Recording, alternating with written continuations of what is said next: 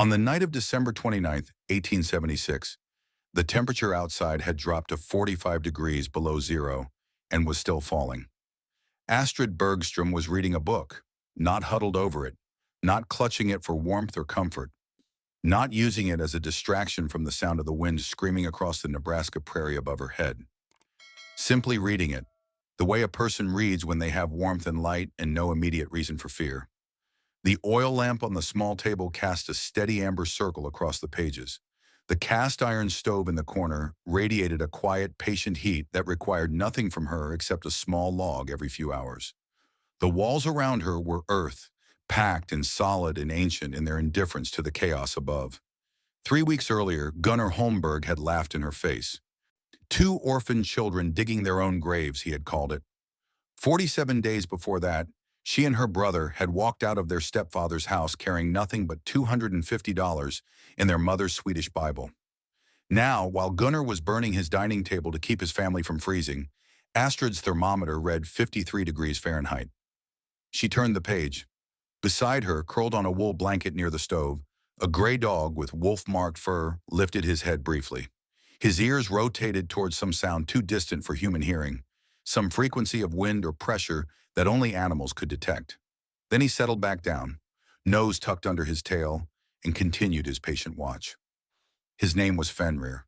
He had been with them since the beginning, and he would stay until the end. At the other end of the dugout, her brother Leif sat at a makeshift desk.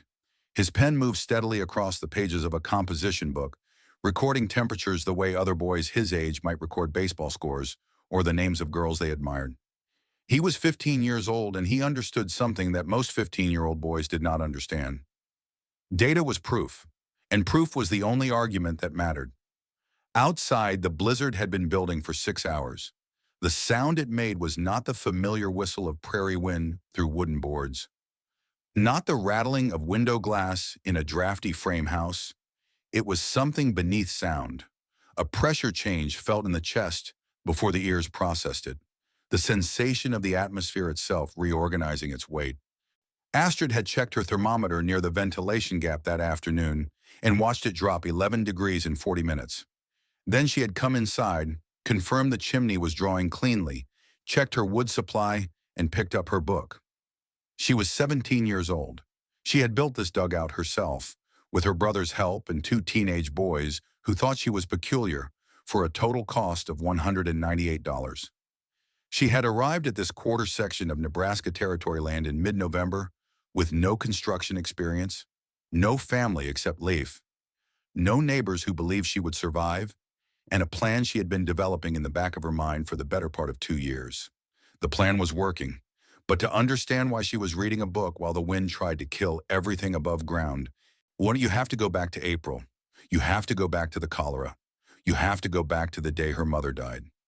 Ingrid Bergstrom came to Nebraska from a family of builders and farmers in the Dalarna region of Sweden. People who understood, in the practical and unsentimental way of those who work with their hands, that the land itself was a resource to be read rather than conquered. She had married twice. First to a quiet man named Anders Bergstrom, who died of a fever before Astrid was old enough to remember his face. Then to a man named Silas Crenshaw, who owned a claim on the eastern edge of Pembroke County, and who, in the early years of the marriage, had seemed solid and capable and sufficient. He was not cruel exactly. He was the kind of man who viewed the women and children in his household as extensions of his property rather than as people with separate interests. The kind of man who experienced any expression of independent thought from either category as a form of disrespect. Ingrid had understood this about him before long, and she had made accommodations in the way that women of her generation and circumstance often did. Outwardly compliant, inwardly preparing. She had saved money from selling eggs to the trading post at Fort Hartshorn. Coin by coin, over 4 years, building a reserve that Silas did not know existed because he had never asked where the egg money went. And Ingrid had never told him. She had pressed that money, $250 in total, between the pages of her Swedish Bible, along with 4 sheets of paper covered in her careful handwriting, a formula for clay lining a chimney pipe, 3 parts clay to 1 part fine sand to 1 part dried grass fiber, a list of 3 families who could be trusted, the name of the land office clerk who handled homestead filings without asking unnecessary questions, and one final line, written in the margin of the last page, in handwriting that trembled slightly, as if the hand that wrote it knew it might be the last thing it ever wrote. If you are reading this, I am gone. Do not stay with Silas. Build into a south-facing hillside. I have taught you everything you need to know. Ingrid Bergstrom had known what was coming. She had not been able to stop it, but she had been able to prepare her daughter for it, which was the only form of protection she had access to. When she died on April 14th, 1876, the cholera outbreak moved through Pembroke County in 3 weeks and left 21 people dead. Ingrid was the 17th. Astrid was 16 years old. She sat beside her mother's bed for the last 4 hours, holding a hand that grew colder by degrees. Leif sat on the other side, silent, his 14-year-old face carrying a weight no child should have to carry. Fenrir lay at the foot of the bed. His gray muzzle rested on his paws. He refused to leave, even when Silas ordered him out. Even when Dorothea, who would become Silas's second wife 5 months later, tried to drag him by the collar, the dog would not move. He knew what was happening. He had known since the sickness began. Ingrid had found him 3 years earlier, a half-starved pup with wolf blood in his veins, sure abandoned by a trapper who had decided the animal was more trouble than he was worth. She had nursed him back to health, named him for the great wolf of Norse mythology, and watched him grow into a creature of fierce loyalty and quiet intelligence. Now he watched his first mistress die with eyes that seemed to understand more than any animal should. In the final hour, Ingrid's grip tightened briefly. Her eyes, which had been closed for most of the afternoon, opened and found Astrid's face. "The earth has a memory longer than men," she whispered. 6 feet down, it holds 52 degrees forever. Remember that." Her eyes moved to Leif. "Take care of each other." Then to Fenrir. "Good boy." Her hand relaxed, and she was gone. Silas Crenshaw remarried 5 months later, a widow from 2 claims overnamed Dorothea, yes, who was pleasant enough in public and who had made it clear in private that she saw Astrid and Leif as competition, for attention, for eventual inheritance, for the modest prosperity that Silas had accumulated through careful management and fortunate weather. By the time November arrived, the arrangement had become unsustainable. Silas called Astrid into the main room one evening after supper and laid out her options with the matter-of-fact tone of a man describing a business transaction. There was a widower near Fort Hartshorn. His name was Cornelius Pruitt, 48 years old, decent land, looking for a young wife to manage his household and bear him children. Silas had already spoken with him. The arrangement was favorable. Astrid could accept it and be settled by spring, or she could make her own way. Oh, but she and her brother could not remain on his claim past the end of the month. That was the end of the discussion. Leif was standing in the doorway when Astrid came out. His face was pale, but his jaw was set in a way she recognized. The same expression their mother had worn when she was making a decision that could not be unmade. "We are not staying," he said quietly, "and you are not marrying that man." Astrid went to her room that night and opened her mother's Bible.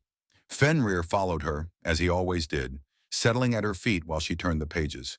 She found the money first.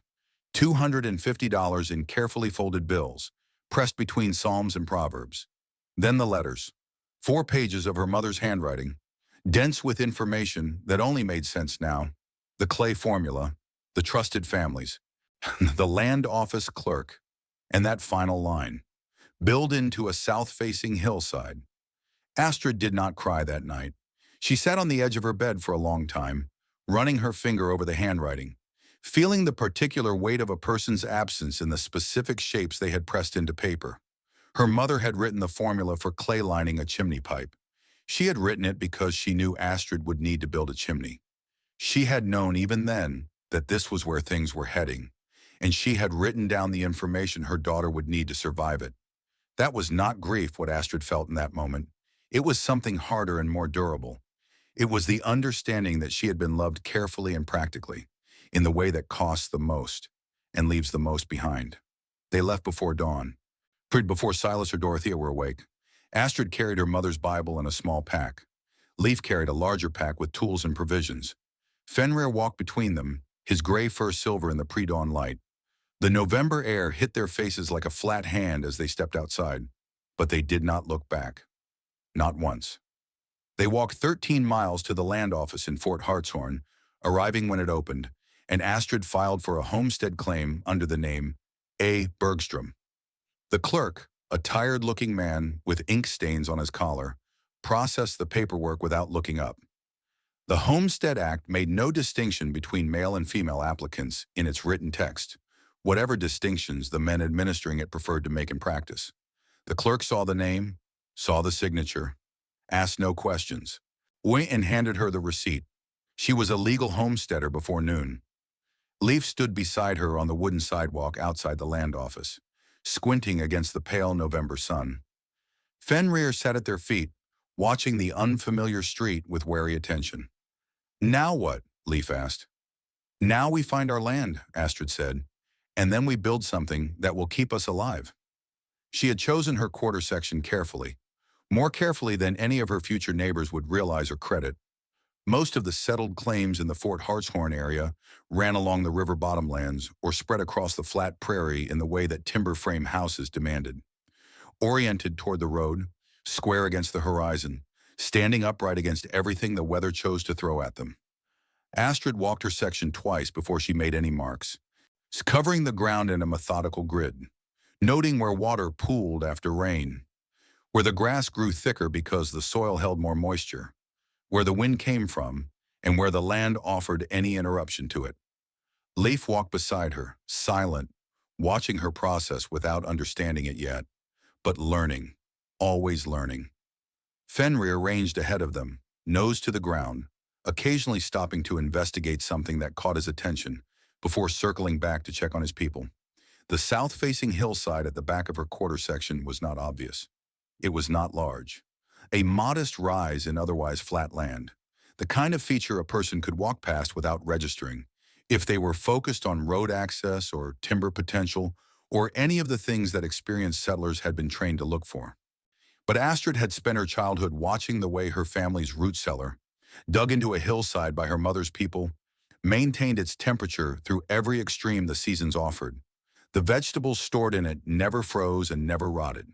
The interior stayed cool in July and stable in January, not because of any elaborate system, but because the earth itself, at depth, held its temperature with a stubbornness that no wooden wall could match. She had also spent enough time watching the vegetation on south-facing slopes to know that they received more solar exposure than their surroundings, that the snow melted faster on them in spring, that the ground thawed earlier, that plants oriented toward the sun were not being poetic. They were being practical. Her mother had said once, "She's standing at the edge of their own south-facing kitchen garden in early April when the north-facing beds were still frozen, that the sun was free rent if you knew how to face the right direction." Astrid faced the right direction. She drove her survey stakes into the hillside with a borrowed hammer.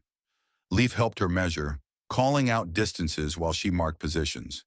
Fenrir watched from a nearby rise, a gray sentinel against the pale sky. And then they began to plan.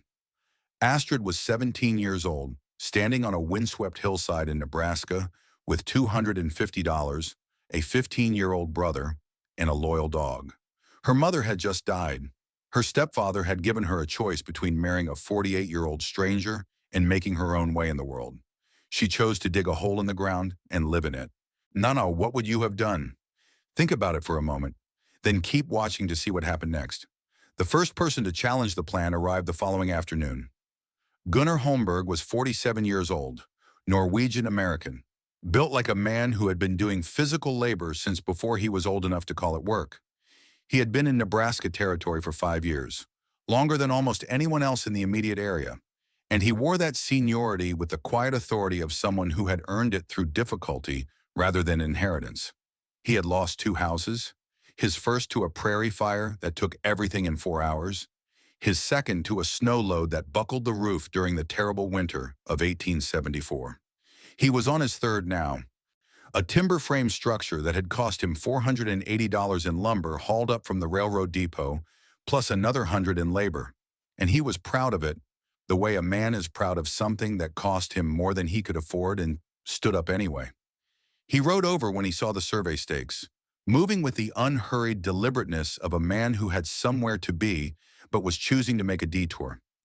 He sat his horse for a moment, looking at the stakes and at the girl standing among them, at the boy beside her, at the gray dog that had risen to its feet, ears forward, watching him with unsettling attention. His expression was not hostile, but it was something adjacent to it, the focused appraisal of someone trying to understand what they were seeing before they reacted to it. He swung down from the saddle. When you are planning to build into the hillside, he said. It was not a question. 8 feet back. That is what your stakes indicate. Astrid said nothing. She had learned in her years in Silas Crenshaw's household that silence was often more powerful than argument. Gunnar covered his concerns in the order they occurred to him. The weight of the earth above the structure would collapse the roof. The chimney placement underground would not draw properly. The cold air would sink into the hole and pool there. She would freeze before January. They both would. The boy and the dog, too, probably. Astrid answered each point in the order he raised it. Her voice was calm, factual, without any trace of the defensiveness that he was clearly expecting. Support timbers, properly sized and spaced, could carry the roof load she was planning. She had calculated it based on the mining engineering manual she had read at the Fort Hartshorn trading post. A clay-lined chimney running at a 30-degree angle through the hillside before emerging 12 feet above the roofline would draw efficiently. The thermal differential between the interior and the exterior would create natural draft, and the earth at a depth of 6 feet maintained a temperature of approximately 52 degrees Fahrenheit, regardless of what the surface temperature was doing, because the earth had more mass than the air, and mass resisted temperature change in proportion to its quantity. Gunnar listened to this with the patience of a man who has decided, in advance of the conversation, that he is right. He asked where she planned to get the money for support timbers. She told him. He asked about ventilation. She explained the door gap system and the chimney arrangement. He said that the cold would still find her, that Nebraska winters were not problems to be solved with clever arrangements of dirt, that she needed what everyone needed: thick walls, a good stove, plenty of wood. He paused then, and something shifted in his face, a brief interior weather change that came and went too quickly for her to read fully. He started to say something about his grandfather back in Minnesota, began a sentence that might have been useful, and stopped it before it finished forming. The way people sometimes stop themselves from offering information that would undermine a position they have already committed to. He put his hat back on. 2 orphaned children digging their own graves, he said. You will both be dead before January, and no one will be surprised. Fenrir growled, low and soft. Not aggressive, just a warning, a reminder that these children were not as alone as they appeared. Gunnar glanced at the dog, then at Astrid, then at Leif. Then he rode away, and Astrid went back to work. What she did not say to Gunnar, because he had not asked and she had not yet learned the strategic value of selective disclosure, was that she had been planning this for the better part of 2 years.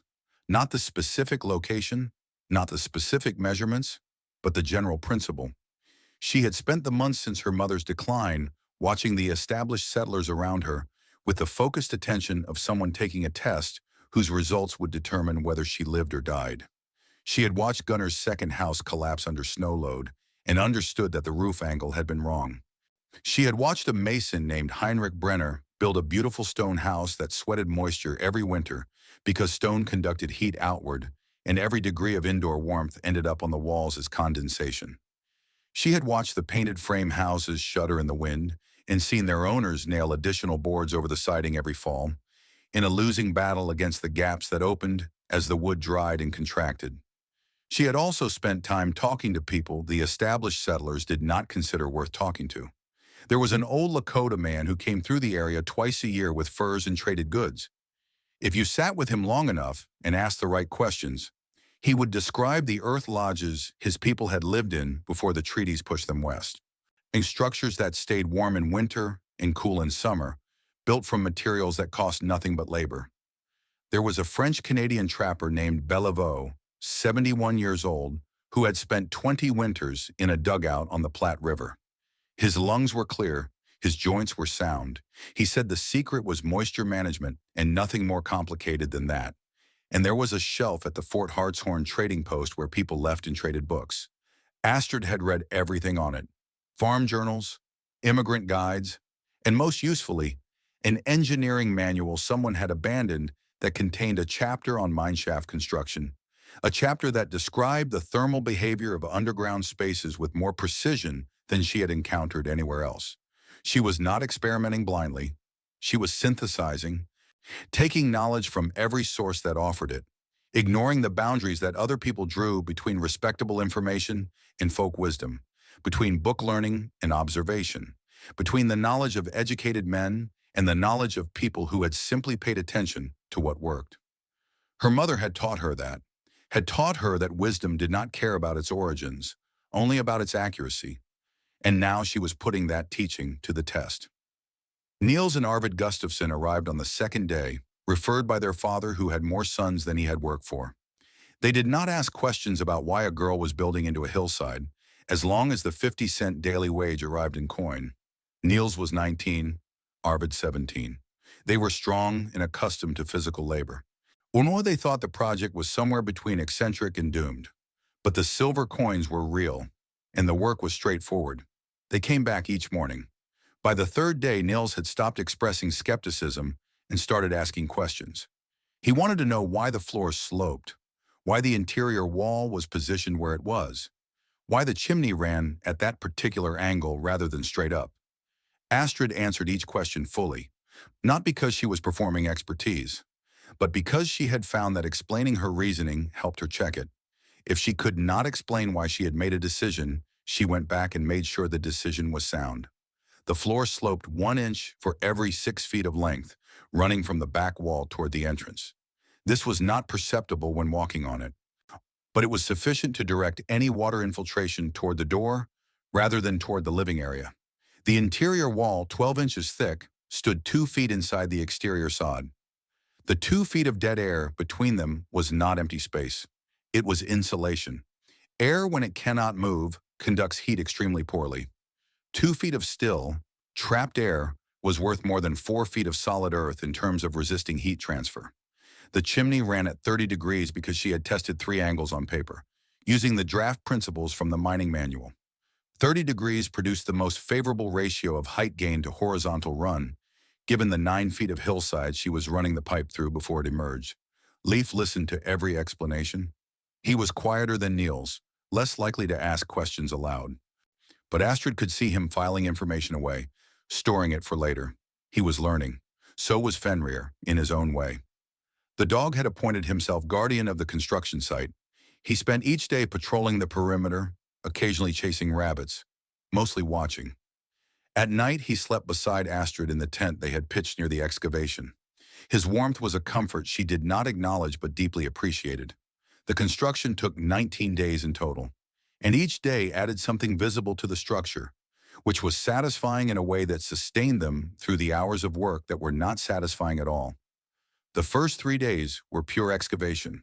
The Gustafsson brothers worked with picks and shovels while Astrid measured and checked angles, and Leif moved the displaced earth to where it would later be used. The dimensions were specific and deliberate. 8 feet back into the hillside, 3 feet down from the surface grade, 12 feet wide, 16 feet deep, 9 feet of headroom at the front, tapering to 6 feet at the back where the ceiling met the hillside. The excavated dirt was not waste, it was building material. Nebraska sod was unlike any other building material she had encountered in descriptions or in practice. The root systems of decades of bluestem and buffalo grass had woven it into something more like compressed fiber than loose dirt, dense and cohesive, and when cut to the right dimensions and allowed to dry briefly, as structurally useful as a brick of modest quality. She and the brothers marked and cut 247 of them, each one 36 inches long, 12 inches wide, and 6 inches thick, 45 pounds apiece. By the end of the 5th day, Niels's forearms were so fatigued he could barely close his hands around the shovel handle. Arvid had developed blisters that burst and reformed twice over. Astrid's hands were in the same condition. She wrapped them each evening in cloth torn from a spare shirt, and unwrapped them each morning without mentioning it. Leif's hands were worse. He was younger, his skin softer, but he said nothing. Just wrapped them the way his sister did and kept working. The sod bricks formed the front wall. 28 inches thick at the base, tapering to 20 inches at the top. This was the load-bearing exterior face of the structure. 2 feet behind it, the interior wall, 12 inches of sod running parallel, enclosing the dead air space that would prove, in the months ahead, to be worth more than any other element of the design. The space between the two walls at floor level was sealed with packed clay. The space at the top was vented in a controlled way that Astrid had worked out from the mineshaft chapter, allowing moisture-laden air to escape through the eaves without creating a thermal bridge. Heinrich Brenner came by on the afternoon of the fourth day. He had been a mason in Philadelphia before he came west, trained for 4 years in the craft of laying stone, calculating load, managing the behavior of materials under stress, and he had built his family a stone house that was, by any objective measure, the finest structure within 20 miles. It had cost him 8 months of work and considerable money, and he was proud of it. In the deep and specific way of someone who has mastered a difficult skill and produced a worthy example of it. He walked around the perimeter of the excavation, said nothing for several minutes. Then he raised the moisture concern. Underground spaces accumulate moisture, he said. Moisture produces mold. Mold produces lung disease. I know this from experience. I have seen it in cellars and in improperly built underground spaces. He paused and something in his face shifted. I had a cousin in Pennsylvania who tried something similar. His wife died of consumption within 2 years. Astrid did not argue with the moisture concern, because it was a real concern. Instead, she asked him a question. Have you ever touched the interior walls of a properly built root cellar in February and found them damp? He stopped. She told him that she had done exactly that every winter of her childhood, and that the difference between a root cellar that stayed dry and one that accumulated moisture was drainage and ventilation. Specifically, that the floor had to direct water away from the living area, and the structure had to exchange air daily in a controlled way that allowed moisture to leave without allowing heat to escape. She described the door gap system she planned to use. 1 inch of opening during daylight hours sealed at night, and the chimney arrangement that would create continuous, gentle air movement through the space. Heinrich looked at her the way a man looks at someone who has just used a professional's logic to answer a professional's question without having the professional's credentials. A complicated mixture of acknowledgement and resistance. You are young, he said, and understanding the theory and executing the practice are not the same thing. He paused. His voice softened slightly. Come to my house when you get cold enough. There will be space by the stove. Then he left, and Astrid went back to work. On the 12th day, the 6th lodgepole pine timber cracked. The sound was not loud, a dry, splitting report that would not have been audible 20 feet away. But Astrid heard it, and she knew immediately what it meant. She crossed the space in 4 steps and examined the timber, running her hands along its length until she found the fault. A stress fracture that ran 8 inches along the grain, beginning 6 inches from the end. It had not separated fully, but it would under load. The timber was unusable. She had ordered one spare. Niels and Arvid set down their tools and watched her examine the spare timber with what she recognized without looking at them as apprehension. If the spare was flawed, the project stopped. There was no more money for additional timbers. No time to reorder before winter closed the supply routes, and no alternative structural solution that she had prepared for. She took the spare timber from its position against the hillside and went over it methodically, inch by inch, pressing her thumbnail into the grain at intervals to test for soft spots, sighting down its length for any deviation in straightness, checking both end cuts for evidence of hidden cracks. It was sound. She said nothing about this to Niels or Arvid beyond instructing them on the placement. But that evening, in walking back to the tent with Leif and Fenrir, she allowed herself to acknowledge the truth. The margin she was working within was narrower than she preferred. 1 timber, 1 spare. She had enough money for neither mistake nor contingency. Whatever she built had to be right the first time. We cannot afford to be wrong, she said quietly.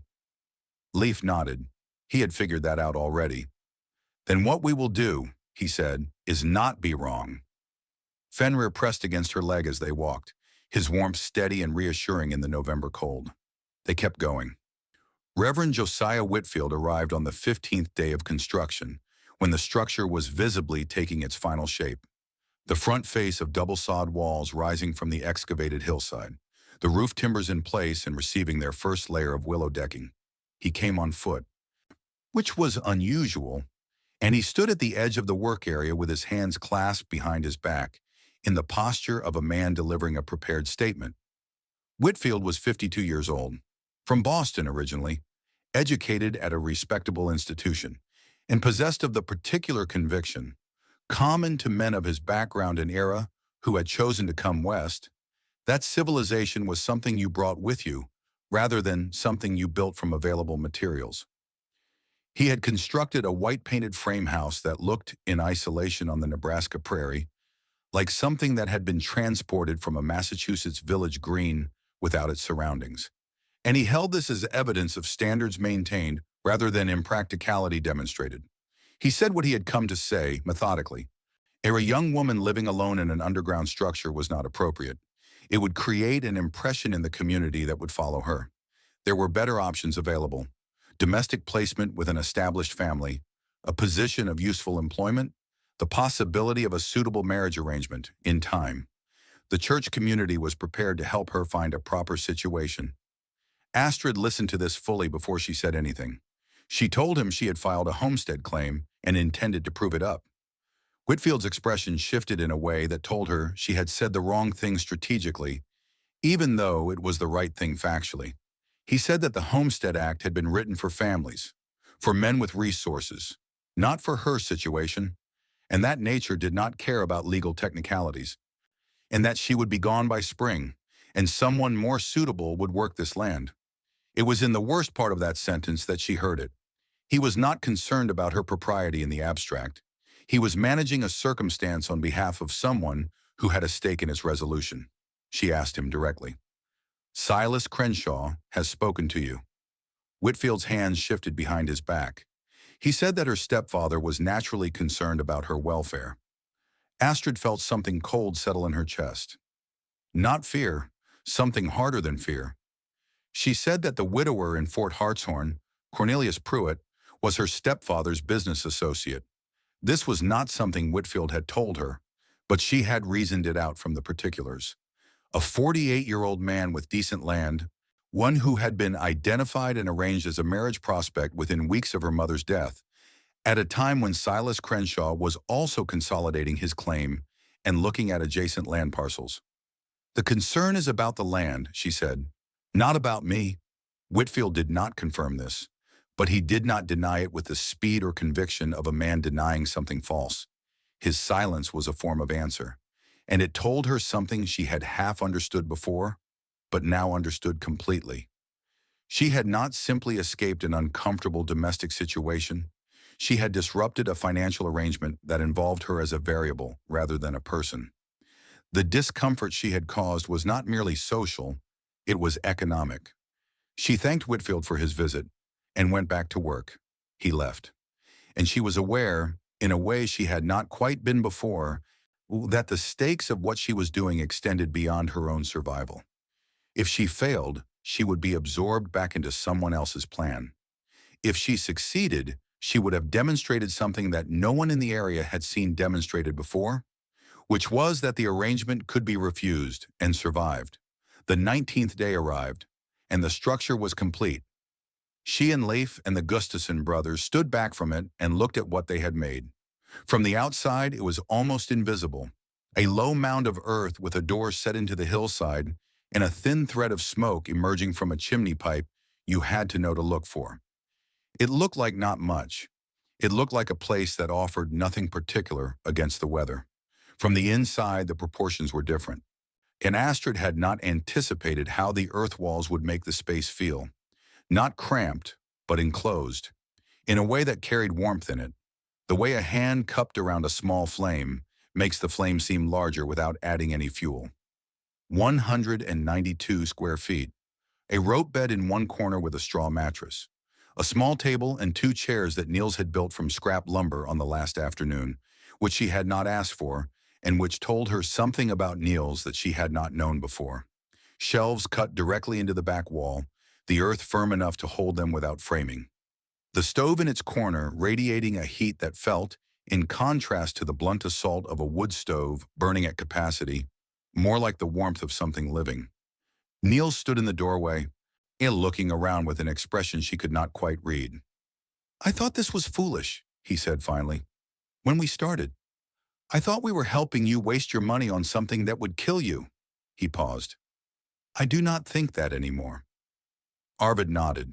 He was a boy of fewer words than his brother, but his agreement was clear. They left that evening with their wages and something else, something harder to name, the experience of having built something that might matter. Astrid would see them again, but that is a part of the story that comes later. Edmund Holloway came that same afternoon.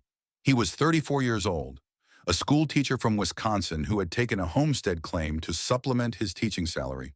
Unlike most of his neighbors, he had studied natural philosophy at college in a way that left him interested in how things actually worked, rather than simply in whether they conformed to established practice. He arrived on foot with a notebook under his arm. He walked around the exterior of the dugout twice without saying anything. Then he went inside and walked around the interior twice without saying anything. Then he came back outside and stood in the late November light, looking at the chimney outlet. "You are using thermal mass," he said. Astrid said she did not know what that meant. He explained it in the language of someone accustomed to translating between formal knowledge and practical application. The earth surrounding the dugout was a heat reservoir. At a depth of 6 feet in December, the ground temperature in this part of Nebraska territory held at approximately 52 degrees Fahrenheit. It would hold at approximately 52 degrees in July as well. The Earth did not change temperature rapidly because it had enormous mass, and mass resisted thermal change in proportion to its quantity. The dugout was surrounded on 3 sides and above by a battery that held at 52 degrees year-round. In winter, she only needed to add a small amount of heat to bring the interior from 52 to a comfortable temperature. In summer, she needed only to allow the Earth to absorb the small excess of solar and occupant heat to keep it cool. Meanwhile, every other structure in the area was essentially a wooden box with a fire inside it, losing heat in all directions simultaneously, fighting the temperature differential between inside and outside with nothing but the combustion rate of its fuel supply. Edmund looked at her with something that held an entirely different quality than the appraisal she had received from Gunnar and Heinrich and Whitfield. Not the assessment of someone deciding whether to dismiss her. The focused attention of someone genuinely trying to understand what they were encountering. "Who taught you this?" he asked. Astrid considered the question seriously, because it deserved a serious answer. "No one," she said. "Root vegetables stay the same temperature all winter in a properly built cellar. I thought that if vegetables could manage it, I probably could too." Edmund almost smiled. He said there was a physicist named Hermann von Helmholtz who had been writing about energy conservation and thermodynamic principles, and that what she had built was a practical demonstration of those principles, executed by someone who had arrived at them from observation rather than from theory. He said it was, from an engineering standpoint, genuinely impressive. She asked whether it would keep them alive. He said that if she managed moisture and maintained the ventilation gap, yes, it should work excellently. He paused. He said there were still risks. A blocked chimney could produce carbon monoxide before she recognized the problem. A drainage failure in heavy rain or snowmelt could turn the floor into a swamp faster than she could address it. If the roof timbers had any hidden flaws, the failure would be sudden and complete. And she was 3 miles from the nearest neighbor who would notice if she stopped emerging. She said she would be careful. He said that being careful was a strategy and not a guarantee, and that the natural world did not make exceptions for good intentions. He said he hoped she made it. He said that if she did, she would have proven something worth proving. Then he left, and Astrid went inside, lit the stove, and watched the temperature climb. Leif was already at his desk, recording the first official temperature reading in his composition book. Fenrir had found the warmest spot near the stove, but not too close. He turned 3 times, lay down, and released a long, contented sigh. He approved. They moved in on the 4th of December, a Monday, gray and windless. The sky pressing flat against the prairie like a hand holding something down. The temperature outside was 17 degrees Fahrenheit. Inside the dugout, before she lit the stove for the first time, the thermometer she hung on a nail near the interior wall read 51 degrees. Astrid stood in the middle of the space for a moment after setting down her trunk and the sack of provisions she had carried from the tent. Taking inventory, not of her supplies, but of the structure itself, checking it with the specific attention of someone who had built a thing and now needed to determine whether the thing had been built correctly. The walls were solid, the floor was dry, the air smelled of earth, cool and mineral and faintly sweet, in the way that disturbed ground often smells in the weeks after it has been cut and resettled. Leif was already arranging his things in his corner, his composition book, his pen and ink, the small collection of books he had managed to bring. Fenrir had completed his inspection of every corner and was now settled in his spot near the stove, watching them with patient eyes. Astrid lit the stove with a handful of dry grass and 2 small splits of cottonwood, and watched the temperature on the thermometer begin its slow, steady climb. By evening, it read 63 degrees. She had used approximately 3 pounds of wood. The adjustment that followed was not what she had expected, which was not discomfort, but a particular quality of attention the space demanded. The dugout was dark in a way that frame houses were not. The 2 windows admitted light in narrow columns that shifted across the floor as the sun moved. And when the sun dropped below the horizon at 4 in the afternoon, the oil lamp became necessary. This cost kerosene, which she had allocated for. But the cost was real, and she tracked it. More than the darkness, the sound was different. Outside wind, which in a frame house produced a constant low-frequency communication between the structure and the weather, a conversation of creaks and flexes and small settlements, was replaced here by silence. The earth did not argue with the wind, it simply did not participate. Above her head, somewhere beyond the sod and the hillside, the weather was conducting its business. And inside the dugout, it was as distant as something happening in another county. She found this, on balance, restful. There had not been much silence in her life up to that point. The moisture issue appeared on the 3rd day, which was within her predictions.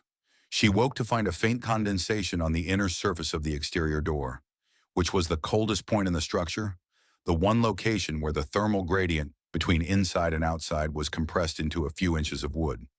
She opened the door 1 inch and propped it there with a cut piece of cottonwood, and watched over the next 2 hours as the condensation dried and did not return. The air exchange was sufficient. The wall stayed dry.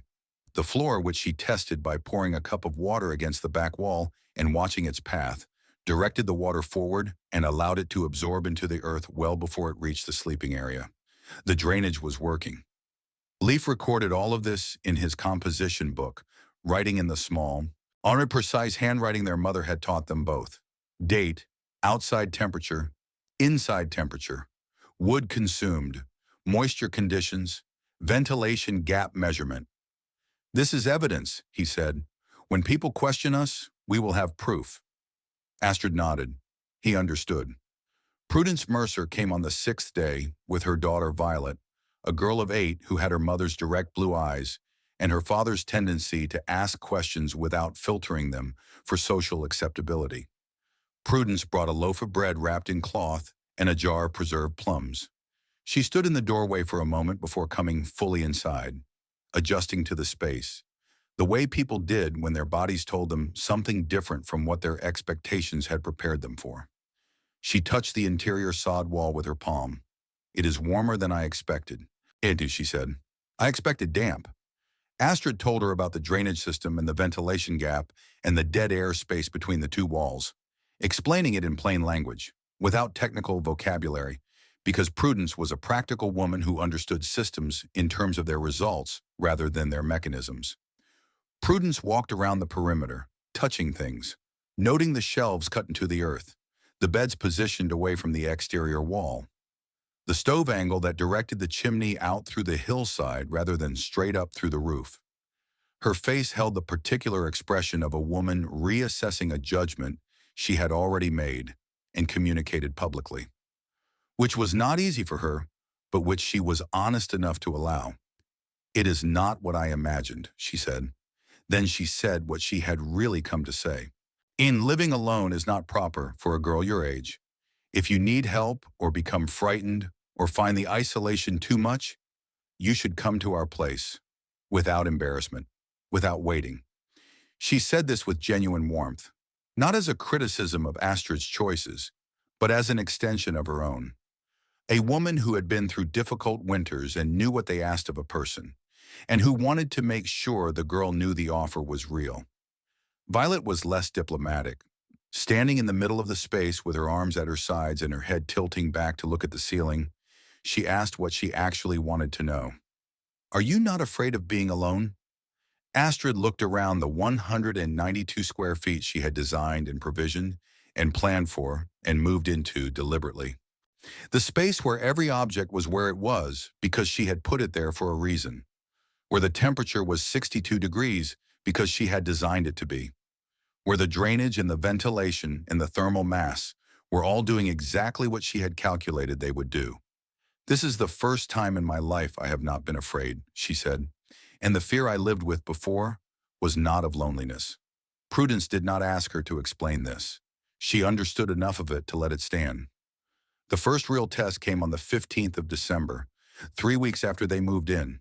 The cold snap arrived from the northwest without particular announcement, a pressure drop that Edmund Holloway could have described in terms of Arctic air mass movement and temperature gradient mechanics. An era but which Astrid understood simply as the sky changing its mind about how cold it intended to be. By evening, the thermometer outside read -6 degrees Fahrenheit. By morning, it was -8. It held there for 3 consecutive nights, which was the kind of sustained cold that separated the structures that had been built with adequate thermal mass from the structures that had been built with adequate optimism. Each morning, Astrid woke to a dugout that read 58 degrees without any fire having burned since the previous evening. She would add wood, a single large split of cottonwood, and 2 of the denser hedge apple pieces she had sourced from a windbreak someone had cleared the previous fall, and within 45 minutes the temperature rose to 65. She used 6 pounds of wood per day during the cold snap, which was within her projected range, which meant her wood supply of 3/4 of a cord would last comfortably through March, even if the winter ran long. Leif tracked every number. His composition book was filling with data that would become, in time, evidence that could not be argued with. Fenrir seemed oblivious to the cold.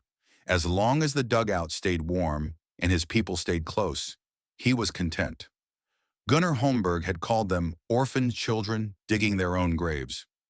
He had predicted their deaths with the confidence of a man who had survived 5 Nebraska winters. Now he was about to discover whether he had been right or wrong.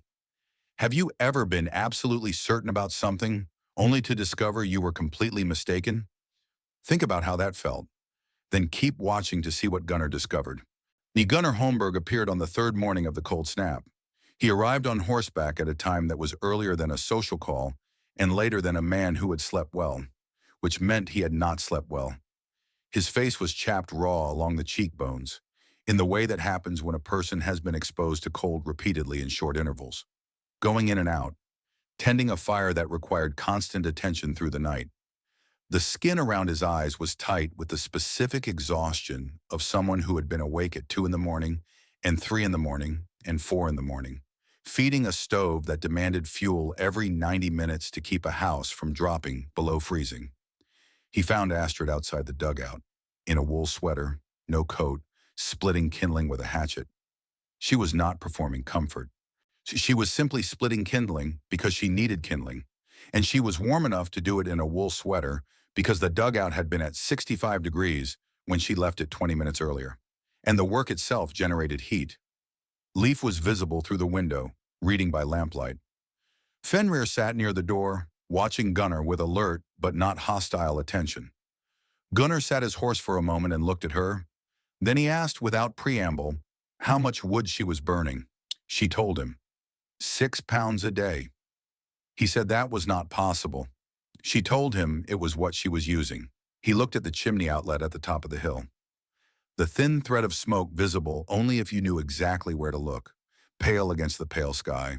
His own chimney, 3/4 of a mile back, Anka was producing a column of smoke that could be seen from twice that distance. She had seen it every morning from the hillside, a dark pillar that told her everything she needed to know about the thermal performance of his timber frame walls. The cold must be getting through somewhere, he said. It is not. She told him to come inside and see for himself. He hesitated. This was a specific kind of hesitation that she recognized.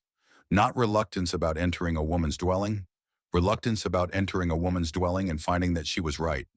He had spent 3 weeks telling anyone who would listen that she would freeze before January. He had said it with the confidence of a man who had been in Nebraska territory for 5 years and had watched the winters perform. And that confidence had been public enough that walking into its contradiction required something from him that was harder than physical labor. But curiosity is a more powerful force than pride in most people, and Gunnar was most people in this respect. He swung down from the saddle and followed her through the door. The warmth reached him before his eyes adjusted to the interior light. Not the sharp, aggressive heat of a wood stove running at its upper range. Not the uneven warmth of a frame house, where one side of the room was hot and the other was drafty, but something that surrounded him completely and evenly, coming from the walls and the floor and the air itself, in proportions that made it impossible to identify a single source. It was the warmth of something that had been warm for a long time and intended to remain so. Fenrir watched him from near the stove, tail giving a single slow wag. The dog had decided to reserve judgment. Gunnar crossed to the back wall and pressed his hand flat against it. The sod was warm, not hot, not the ambient warmth of air that had recently been heated, but the specific warmth of material that had absorbed heat over time and was now releasing it slowly, steadily, in the way that a stone set near a fire in the afternoon is still warm when you pick it up at midnight. He stood there with his hand on the wall for a long moment. Leif had set down his book and was watching silently. Then Gunnar said something that changed everything. "My grandfather," he said, "back in Minnesota, he built into hillsides." His voice was strange, thick with something that was not quite emotion, but was close enough that it changed the sound. "I remember visiting as a boy, running my hands along walls just like these, not understanding, at the time, what I was touching." He paused. His hand was still on the wall, as if he could not bear to break the connection. "I came to Nebraska territory, and I built the way people told me to build. The way the lumber yards sold lumber and the hardware stores sold hardware. The way the frame house plans in the farm journals prescribed." He was still looking at the wall, not at Astrid. "Somewhere between Minnesota and Nebraska, I let the knowledge of what my grandfather had done become the kind of memory that feels more like a story than a fact." He took his hand off the wall and looked at it briefly, as if checking whether the warmth had transferred. "We come to a new place and we forget everything the people before us figured out," he said. We think new tools mean we are smarter." He turned and looked at her. "But you remembered." He was not saying this to compliment her. He was saying it to himself, working through something in real time. The way a man does when a belief he has held for years has just been disproven, not by argument, but by evidence he was currently touching with his own hands. Astrid said nothing. There was nothing to say. Fenrir's tail wagged again, more freely this time. Whatever he had been waiting for, he had seen it. Gunnar nodded once, to himself more than to her. Then he walked to the door, mounted his horse, and rode away without saying anything further. He did not visit again that day, or the next, but he stopped predicting her death. And the change in what a man with 5 years of seniority in the community was saying about her, nay, or more precisely, was no longer saying, moved through the area the way information always moves in small settlements. Not announced, but absorbed. Old Ezra Tate came on the 26th of December. He was 60 years old, a fur trader, 25 years operating in Nebraska territory. The kind of man whose knowledge of the land was less academic than atmospheric, absorbed through 2.5 decades of reading weather patterns the way other men read books. He arrived on a mule moving slowly, his eyes scanning the sky even as he approached. Fenrir rose to his feet and watched him come. Not aggressive, respectful. One creature who understood the prairie recognizing another. Ezra dismounted and stood for a moment, looking at the dugout, at the chimney outlet, at the door set into the hillside. Then he looked at Astrid. "There is a storm coming," he said. "Not a cold snap, a storm." His voice was flat, factual. The voice of a man who had long since stopped being surprised by the weather, but who had never stopped being concerned about it. He described what he had been reading in the sky and the wind patterns for the past 4 days, with the precision of someone translating one language into another. The atmospheric language he had been fluent in for 2 decades, translated into terms that a 17-year-old homesteader could act on.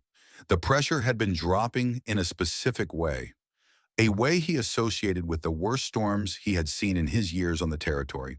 The kind that came from far enough north that they carried a cold so deep it was more like a physical substance than a temperature. Something that got into structures through gaps you had not known existed, and reduced a man's options to a narrow set of increasingly bad choices. He told her she needed to leave, not in the morning, not after she had thought about it. Now, today, while the roads were still passable, there were families in the settlement who would take her and her brother in. Astrid looked at her wood supply, her food stores, her water barrels. She looked at Leif, who was standing in the doorway listening.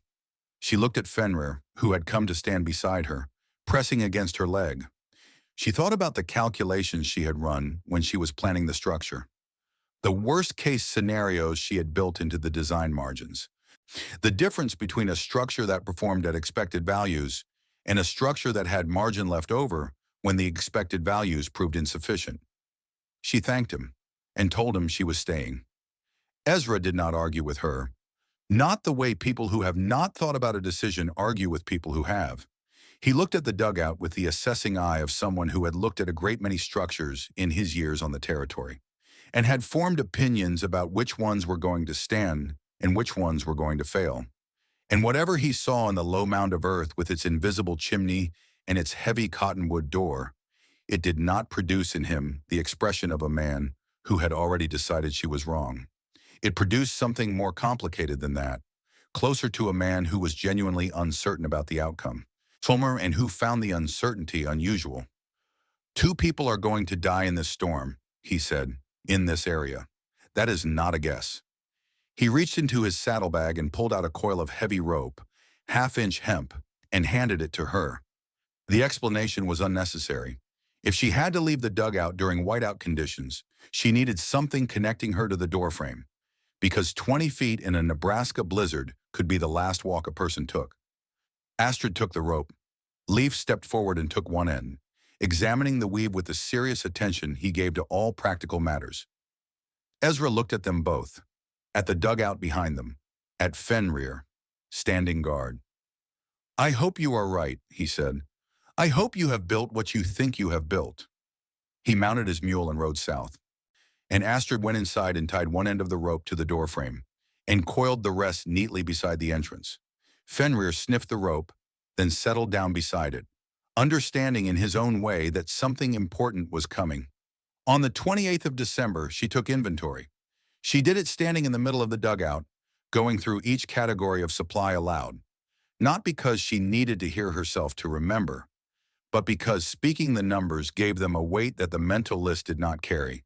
38 pounds of cornmeal, 45 pounds of salt pork, 30 pounds of dried beans, 14 pounds of rice, 6 pounds of coffee, 4 gallons of kerosene, 60 pounds of winter squash stored in the small cellar hole she had dug into the hillside behind the main structure, 4 chickens in the attached coop, which had been laying through the cold snap, producing 2 eggs a day between them, because she had kept the coop temperature above freezing by running the chimney pipe through the outer wall of it before it turned upward. A piece of design she had added in November, and which was paying dividends she had not fully anticipated. 20 gallons of water in sealed barrels, 3/4 of a cord of wood stacked inside the entrance tunnel. She was more than ready. Leif had his own list: food, water, fuel, reading material. He had been systematic about it.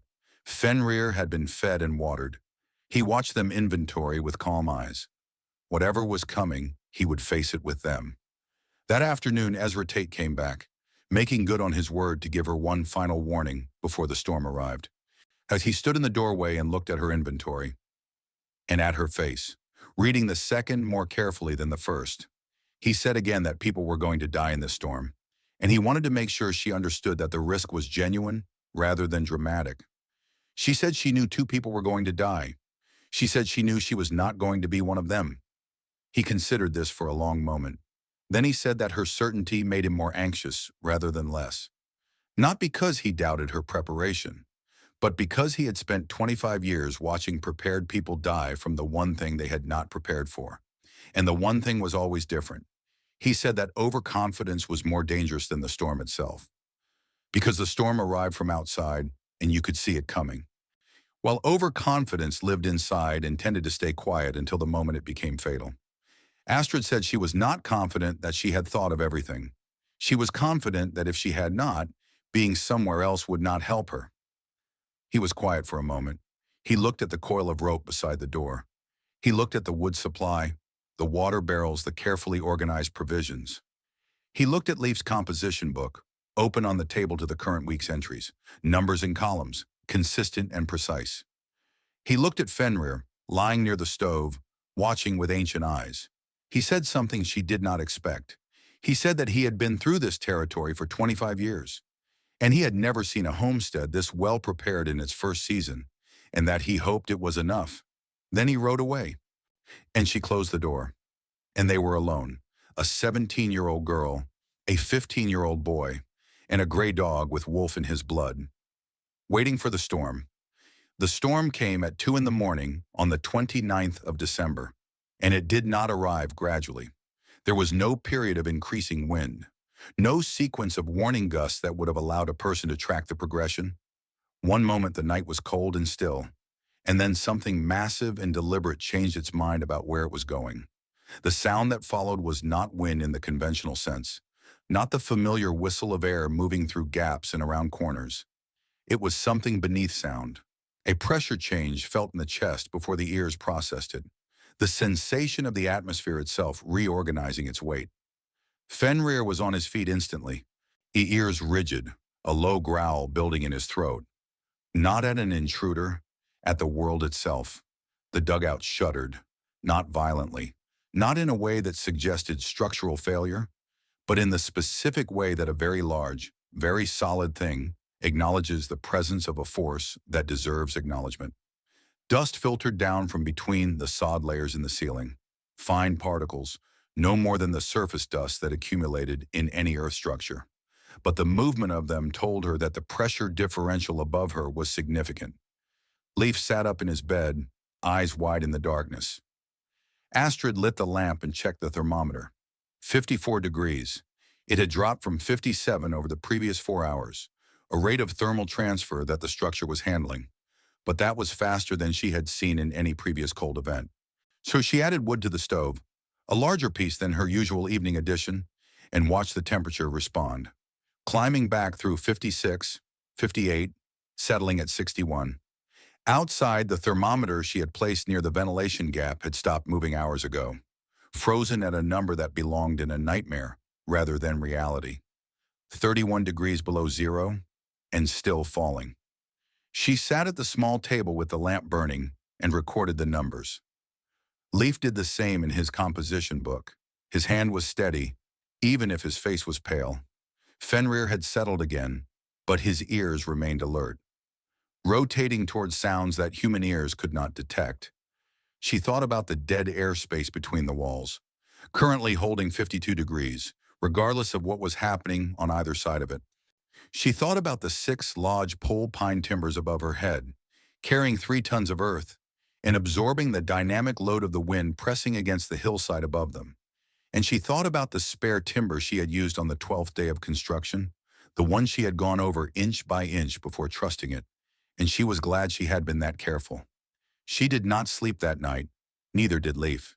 They sat together at the small table, taking turns adding wood to the stove, watching the thermometer, listening to the sound of a force that wanted to kill them and could not reach them. Fenrir stayed awake too, a gray guardian in the amber lamplight. The second day of the blizzard was the hardest, and it was hard in a way she had not prepared for, because what it asked of her was not physical.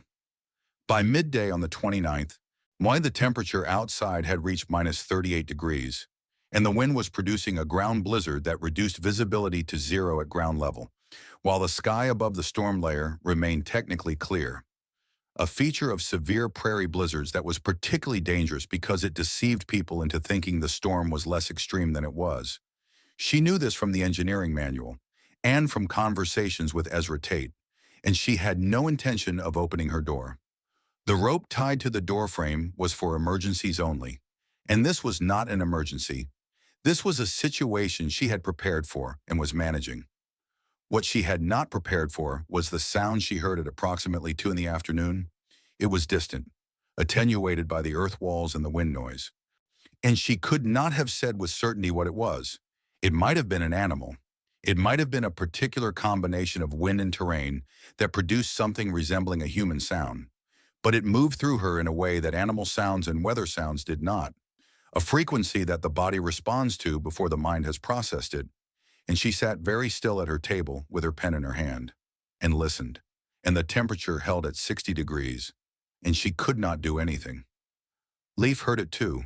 She could see it in his face. Fenrir was on his feet, whining softly, his nose pointed toward the door. This was the part that the design could not address. She had solved the problem of staying alive in a Nebraska winter with $200 and 19 days of labor. She had not solved the problem of being inside a place that could keep her alive while someone outside might be dying. And the gap between those two things was not a technical problem. It was the specific weight of being safe when safety was not general. She picked up her pen and wrote down the temperature and the time and the wood consumption figure for the morning. She wrote them in her small, precise handwriting, in the columns she had established for them. She made the numbers as accurate as she could make them, because accuracy was the only thing available to her right now, and she needed to do something that was real. The wind did not stop.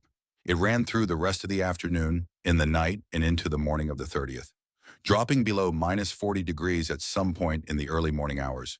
When Astrid tended the stove with the small, deliberate movements of someone who had no attention to waste, keeping the interior between 58 and 63 degrees, checking the ventilation gap every 2 hours to ensure it had not frozen shut, confirming that the drainage at the base of the entrance tunnel was not accumulating ice that could seal the door from outside. Leif helped. He was steady. He was reliable. He was becoming someone she could depend on completely.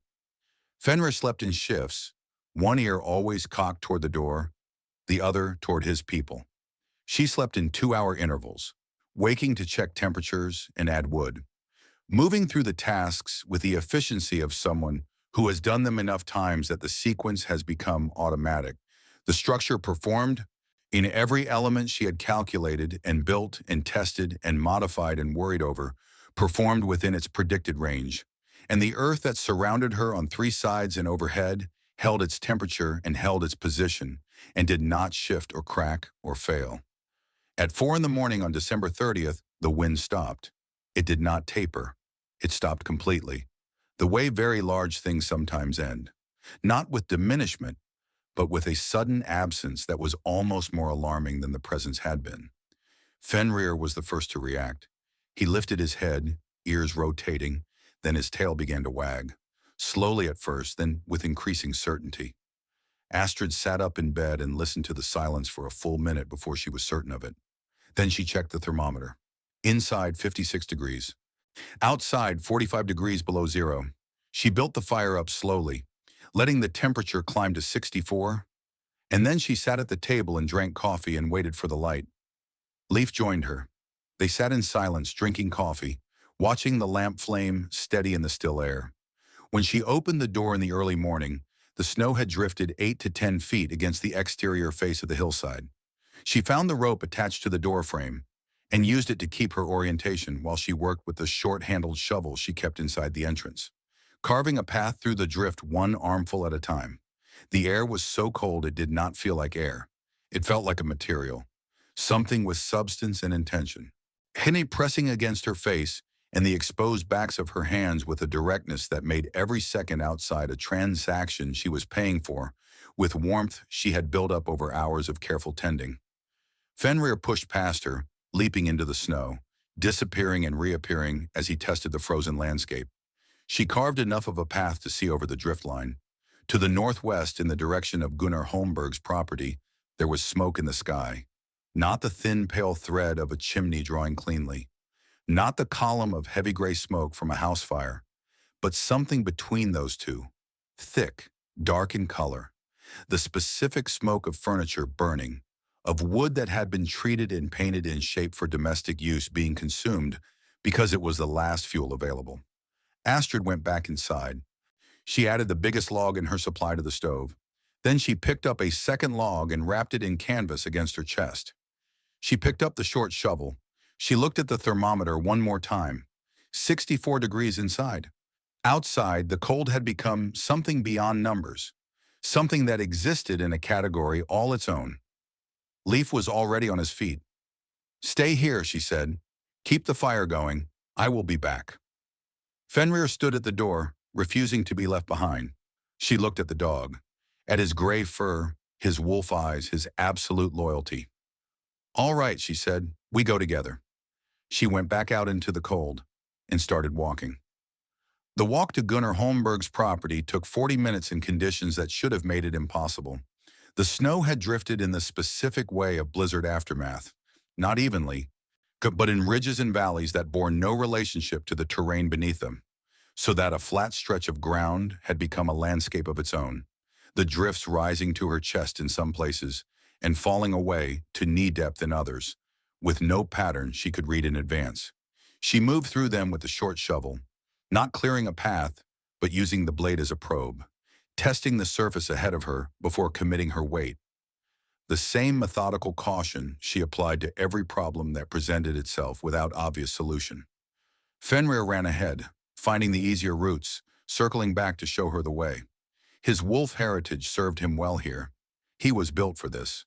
The canvas-wrapped log against her chest lost heat steadily as she walked, and she could feel the warmth diminishing as she went, which was information she used to pace herself, moving faster when the drift conditions allowed, accepting the cold as a fact rather than fighting it as an enemy. The Holmberg house was a timber-frame structure on flat ground with no natural windbreak, which meant the blizzard had hit it with its full force for 36 hours, and the evidence of this was visible from 200 yards. The north-facing boards had been partially stripped by the wind. 3 courses of siding peeled back to expose the sheathing beneath, and the sheathing itself was dark with absorbed moisture that had frozen in the gaps between boards and expanded them. A window on the east side had cracked. The chimney was producing smoke, but it was the dark, slow smoke of a fire-burning material that was not designed to be burned. The combustion products of paint and varnish and whatever wood treatment the furniture had received sitting visible in the air above the house with the specific heaviness of things that are giving off more than heat. She got to the door and knocked, then pushed it open without waiting, because if there was anyone inside in a condition that required privacy, the cold outside would quickly become a more pressing concern than privacy. Astrid had just walked through 45 below zero to bring firewood to the family of the man who had mocked her 6 weeks earlier. She could have stayed in her warm dugout. She could have let them figure it out on their own, but she did not. Why do you think she made that choice? Was it kindness? Was it something deeper? Think about it. Then keep watching. The interior temperature was 28 degrees Fahrenheit. Gunnar was standing at the stove in the center of the main room, with an axe in his hands, and the legs of what had been a dining table stacked beside him. He was wearing his coat indoors, and his breath was visible. Fenrir moved past Astrid and went straight to the corner where Gunnar's wife Sigrid sat with their 2 children. A boy of about 10, a girl of perhaps 7, pressed against their mother in the specific configuration of people who have determined that shared body heat is a survival strategy rather than a comfort. The dog lay down beside the children, offering his warmth. The girl reached out and buried her fingers in his fur. Her fingers, those that were visible beneath the makeshift bandages Sigrid had fashioned from torn bedsheets, Hakron had the waxy pallor of tissue too long deprived of warmth. The boy's face was the white and red of someone who had been very cold for a long time, and whose body was working extremely hard to maintain its core temperature. Gunnar turned when she came through the door, and his face went through several things in rapid sequence. Recognition. Something that was not quite shame, but lived in the same neighborhood. Then the practical focus of a man whose family was cold and who had just been handed a means of addressing that fact. Astrid crossed the room and set the canvas-wrapped log down beside the stove. It was still warm at the center. Gunnar took it without speaking and opened the stove door. and placed it carefully on the coals. Adjusting the damper with the knowledge of someone who had been managing a fire through a crisis and understood how close he was to losing the battle. Sigrid Holmberg stood up from the corner and crossed the room and took both of Astrid's hands in her own and held them. She was a woman in her late 30s, fair-haired and practical, who had not, in the weeks since Astrid established her homestead, been among the people who came by with bread and opinions about the impropriety of a young woman living underground. She had not said anything publicly either way, which Astrid had noted and respected. Now she looked at the girl who had walked 40 minutes through impossible cold, carrying a log wrapped in canvas, accompanied by a gray dog who was now keeping her children warm. "Thank you," she said. Just those two words, steadily, with the weight of someone who understands that the words are inadequate to what they are trying to carry, and says them anyway because they are all that is available. Gunnar had his back to the room, adjusting the stove. His shoulders were not entirely still. Astrid did not look at him directly. She stayed for 2 hours, long enough to confirm that the log had caught and the stove was stabilizing and the room temperature was rising above the threshold where it could do permanent damage to the children. The boy's color improved within 40 minutes. The girl's hands concerned her more. 2 of the fingers had the specific pallor and insensitivity of tissue that had been below adequate temperature for longer than was medically acceptable, and Astrid said so. Plainly, she said the girl needed to be seen by a physician, and that the nearest one was in Fort Hartshorn, and that the roads would be passable within 2 days if the temperature came up, and that in the meantime the hands needed to be warmed slowly rather than quickly, the worst response being what people instinctively wanted to do, which was to apply direct heat as fast as possible. She described the process carefully, the temperature of the water, the duration, the signs to watch for.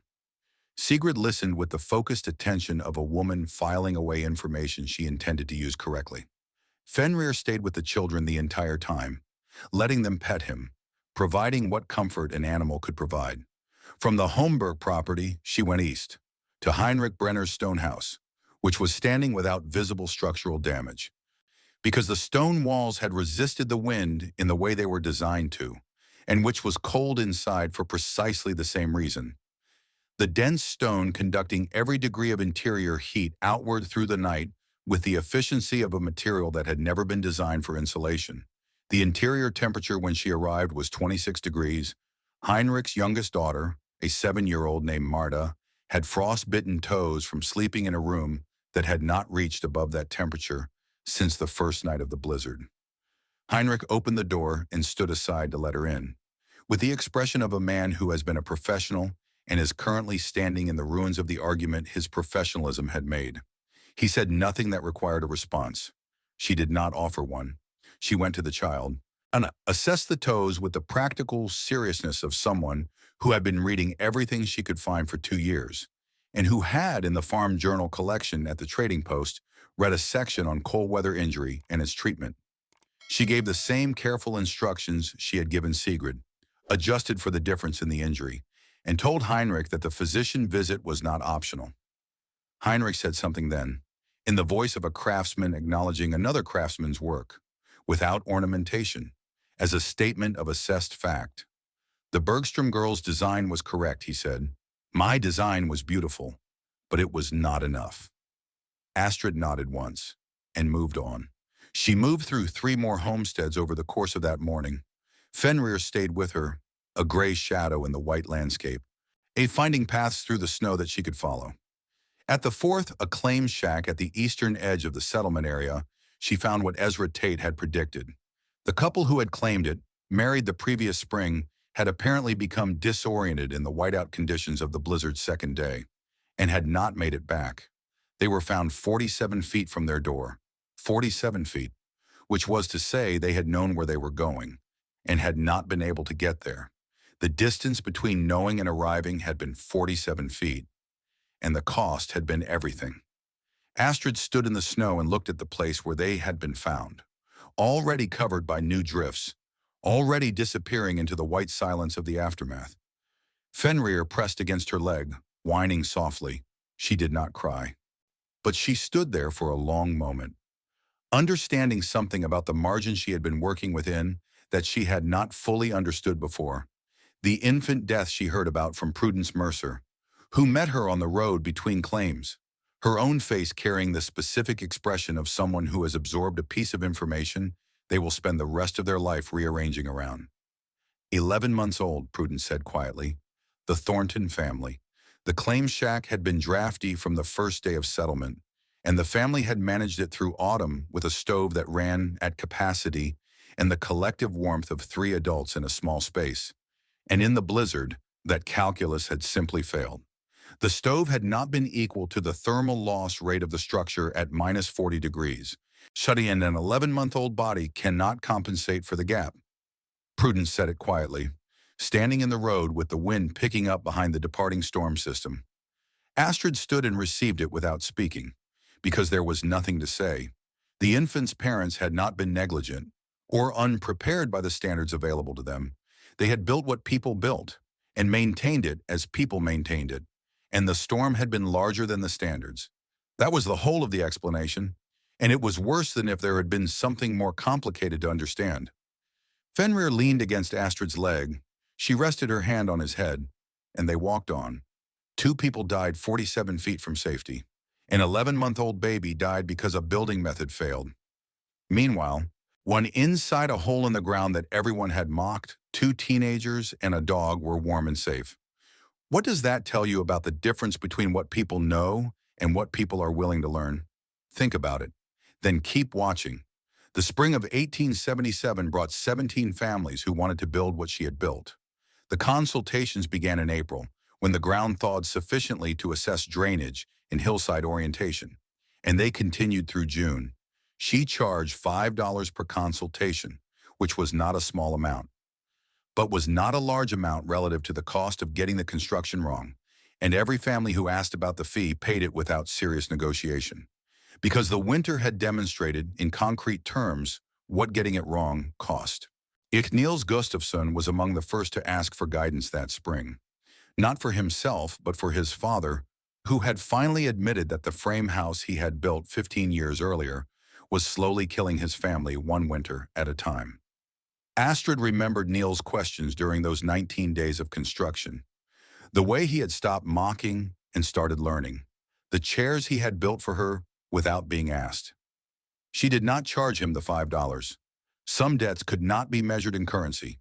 Each consultation was different in its specifics, because each piece of land was different. The Peterson family had 6 children and needed 3 rooms, which required extending the excavation along the hillside rather than into it, creating a lateral structure that presented different load distribution challenges than her own design had faced. She worked through the calculations over 2 evenings, drew the dimensions, specified the timber placement, and noted the 2 places in the design where the standard approach needed to be adjusted for the specific geology of their hillside, which had a clay layer at 4 feet that would require additional drainage channeling. Leif was beside her for every consultation, taking notes, drawing diagrams, learning. At 16, he understood the system well enough to explain it to others, well enough to check his sister's calculations and occasionally catch an error before it became a problem. Fenrir accompanied them to every site visit. He had become a kind of mascot for the enterprise. People expected to see the gray dog, and they were not disappointed. Gunnar Holmberg came on a Wednesday afternoon in late May, without his wife, holding a folded piece of paper in his jacket pocket. He sat his horse outside the dugout for a moment before dismounting. In the way of a man who has been deciding something on the ride over and has not entirely finished deciding it when he arrives. Fenrir came to greet him, tail wagging. Whatever history lay between them, the dog had forgiven it. Gunnar dismounted, took out the paper, unfolded it on the small table without preamble, and said he wanted to know if he had understood correctly. The drawing was careful and specific, executed in a hand that was better at physical construction than at graphic representation, but which had tried very hard to be precise. It showed a plan view and a cross-section of a structure he was designing for his brother-in-law, who had recently arrived from Minnesota with his family and was looking at a claim on the eastern side of the settlement area. The cross-section showed the double wall system with the air gap correctly positioned. The floor grade was noted in handwriting that read 1 inch per 6 feet, The chimney angle was labeled 30 degrees. He had gotten 80% of it right, from observation and memory, without asking anyone for assistance, without referencing any document. Astrid pointed to the first error, the drainage channeling at the base of the exterior wall, which he had positioned against the wall face rather than set back from it, in a way that would allow moisture to wick up into the base course of sod. She pointed to the second error, the chimney clay lining specification, which he had noted correctly in principle, but had specified at a thickness that would crack under the thermal cycling of the first winter. She explained both corrections. Gunnar listened, noted the adjustments in his own handwriting at the margins of the drawing, folded it, put it back in his pocket. He looked at the table for a moment, then he spoke. "I told people you would both be dead before January," he said. It was a statement of record, not an apology, acknowledging a fact that existed between them and needed to be named, even if it could not be altered. "I was wrong about what you were doing. I should not have been wrong about it." Astrid said he could not have known for certain until the design was tested against real conditions. He shook his head slowly. "That is true," he said, "but I spoke with certainty I had not earned. And there is a difference between being wrong because the evidence was ambiguous and being wrong because you were not willing to take the evidence seriously." He paused. "The distinction matters to me." Astrid said she understood the distinction and accepted the acknowledgement. He nodded once, stood up, walked to the door. He stopped there and said one more thing. "I do not know why people set aside the things that work in favor of the things that are new," he said. "I was doing it myself without realizing it, until the evidence in front of me became impossible to arrange around." He rode away. Fenrir watched him go, then returned to his spot by the stove. 2 weeks later, a sack of potatoes from the previous fall's harvest appeared outside the door, with no note attached. Astrid understood what it was. The article ran in the Nebraska Free Press on January 20th, 1877. Edmund Holloway had come back on the 3rd of January with his notebook and with something additional in his manner. A purposefulness that was different from the observational energy of his previous visits. He had spent the days since the storm moving through the settlement area systematically, with instruments, and with a specific objective of producing numbers that could be compared. He had measured interior temperatures at 7 different structures at the same time of day on each of the post-storm mornings. He had recorded wood consumption figures from every household willing to provide them. He had documented structural damage and the correlation between damage type and building method. He sat at Astrid's small table and opened his notebook and laid out what he had found, with the brisk, unornamented clarity of someone who has organized difficult information and is presenting it because the information needs to be heard. The average minimum interior temperature recorded during the peak of the storm in timber frame houses was 31 degrees Fahrenheit. In Heinrich Brenner's stone house, 26 degrees. Because stone, whatever its compressive strength, conducted heat outward with a thoroughness that wood did not match. In the dugout, 54 degrees at the lowest point recorded, with the fire reduced to minimal maintenance burning. The average wood consumption in timber frame houses during the storm period was 11 times the consumption recorded in the dugout. Several households had exhausted their wood supply before the storm ended. 2 of the 4 deaths were directly attributable to this exhaustion. The young couple had died because they had no more fuel and had tried to reach a neighbor. Edmund looked up from his notebook. "This is not a story about a girl who made an interesting choice," he said. "This is a document about a building method that kept people alive, and a building method that failed to do so, with specific numbers attached to each outcome." He proposed an article for the Nebraska Free Press and a formal technical submission to the territorial government. The authors should be listed as A. Bergstrom, L. Bergstrom, and E. Holloway, Astrid told him, in that order. Edmund's pen paused above the paper. Andrew listing 2 teenagers as the primary authors of a technical submission to the territorial government would create friction, the kind that might prevent the document from being taken seriously. He was not arguing against it. He was making sure she understood the cost before she paid it. Astrid understood, and she was willing to pay. A document that obscured who had developed the method in order to make the method more palatable was making an argument about whose knowledge counted. That argument was worth contesting directly rather than accommodating. Edmund studied her face for a long moment. Whatever he saw there satisfied him. "All right," he said, and opened to a fresh page. She never saw Silas Crenshaw again. Word reached her, through the reliable channels of prairie gossip, and that he had sold his claim in the spring of 1878 and moved to Kansas. The land deal with Cornelius Pruitt had fallen through. Dorothea had left him before the first anniversary of their marriage. Astrid felt nothing when she heard this news. Not satisfaction, not vindication. Simply the recognition that some people build their lives on arrangements that require other people to fail. And when those other people refuse to fail, the arrangements collapse under their own weight. She had better things to do than track the movements of a man who had mistaken her for a variable in his calculations. She was not a variable. She was a builder. Reverend Josiah Whitfield came to the dugout on a Tuesday in late March, on foot, alone, without announcement. He had lost considerable weight since the blizzard. His wife had come through it without permanent damage, recovered to full health by February. But the winter had done something to Whitfield's certainty that health had not repaired. He stood in the doorway of the dugout that he had called inappropriate 4 months earlier, and looked at the interior with an expression that was not embarrassment exactly, but was close enough to it that the distinction did not matter much. Fenrir watched him from his spot by the stove but did not rise. The dog had long memories, but also a capacity for forgiveness that humans might envy. Whitfield spoke. "I was wrong about you," he said.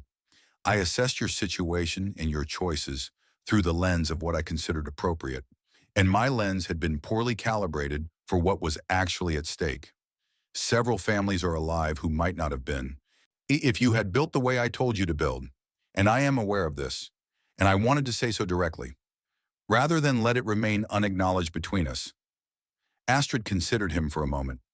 "Thank you for saying it plainly," she said. "That requires more courage than staying silent." Whitfield nodded. He said he would be returning to Massachusetts in April, that Nebraska Territory had asked more of him than he had been able to give it, that he was a man better suited to a place with established walls and established answers, and that he recognized this as a limitation rather than a virtue. He said she would outlast the territory itself probably, and that this was meant as a compliment. She told him she appreciated his honesty and wished him a safe journey.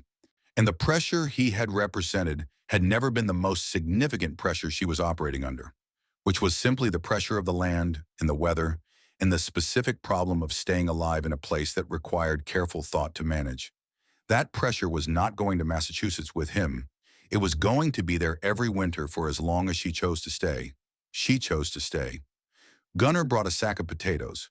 Heinrich admitted his beautiful house was not enough. Reverend Whitfield said he was wrong. All of them had doubted her.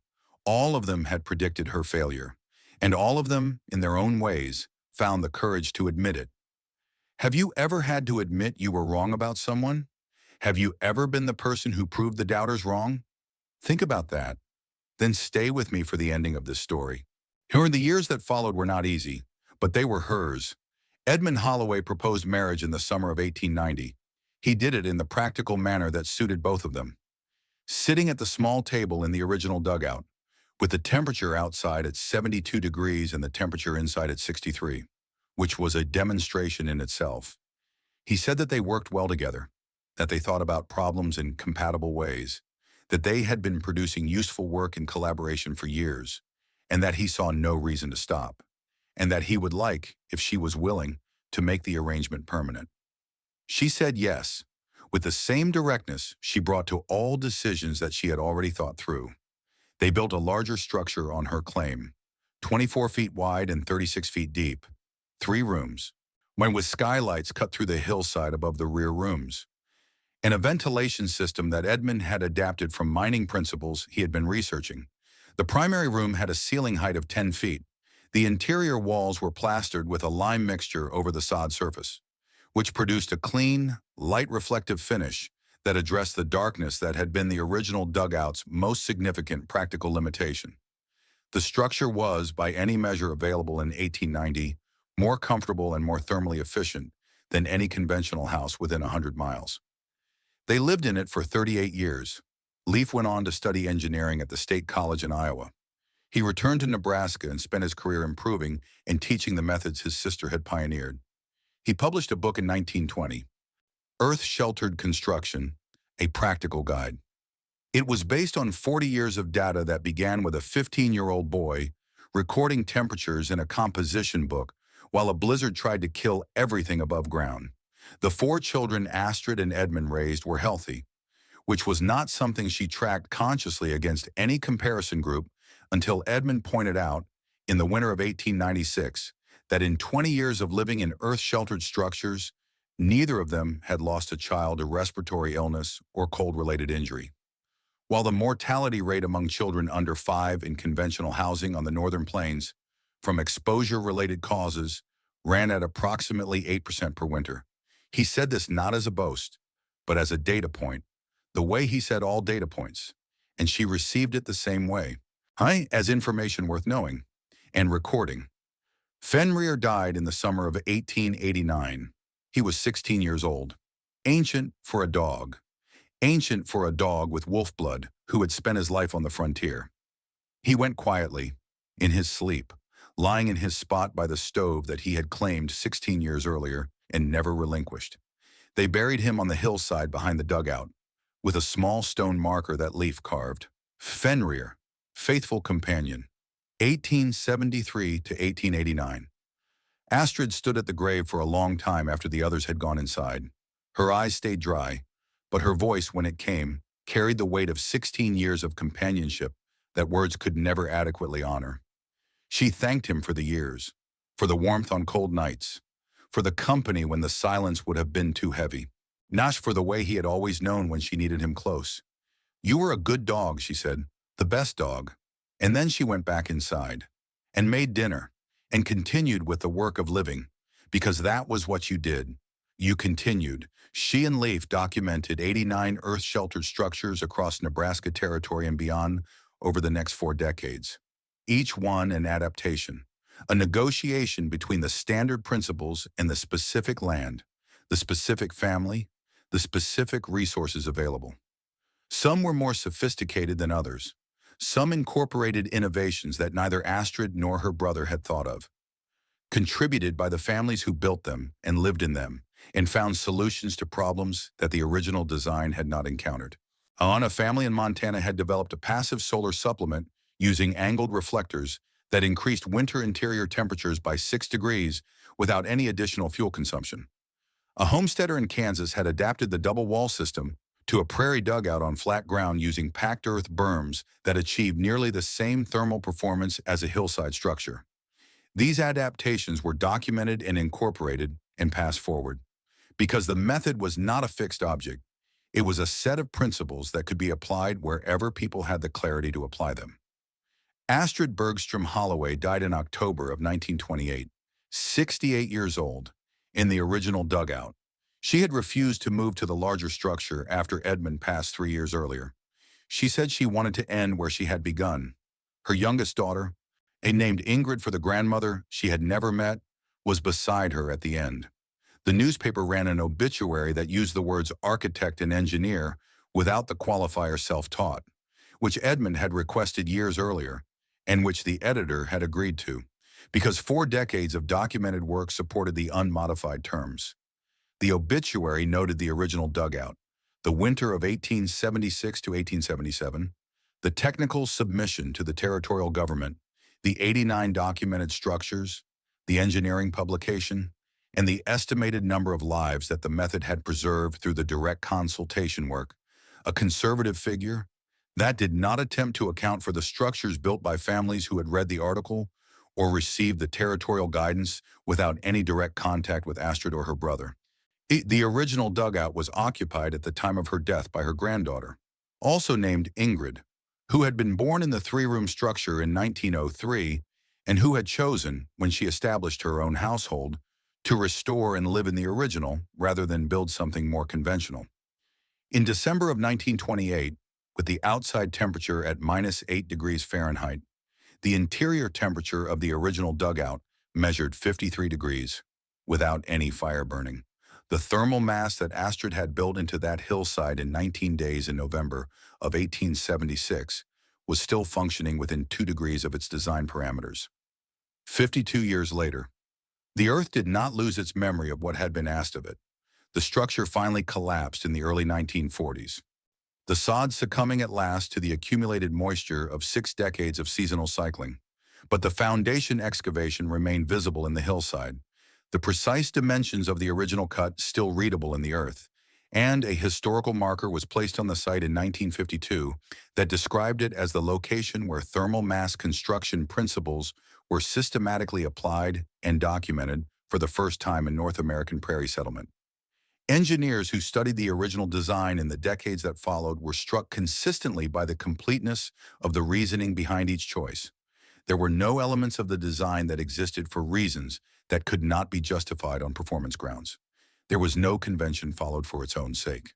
No departure from the evidence available to her.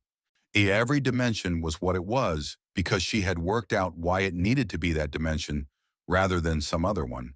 And every decision traced back to direct observation of how materials and air and earth and heat actually behaved, rather than how received wisdom said they should behave. Astrid Bergstrom had understood something that most people around her had forgotten, that the knowledge of how to work with the land existed already, in the practices of the people who had lived there before the treaties, in the memories of families who had carried it from Europe and set it aside when they arrived.